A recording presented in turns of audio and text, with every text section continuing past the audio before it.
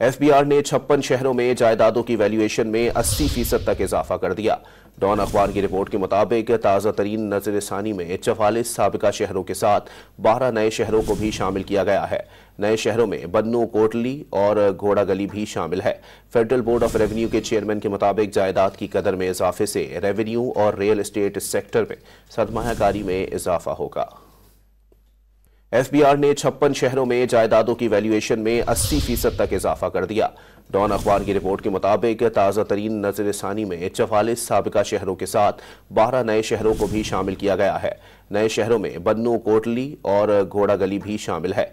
Federal board of revenue के chairman के मुताबिक जायदाद की कदर में इजाफे से रेवेन्यू और रियल एस्टेट सेक्टर में सरमायाकारी में इजाफा होगा। एफबीआर ने 56 शहरों में जायदादों की वैल्यूएशन में 80% तक इजाफा कर दिया।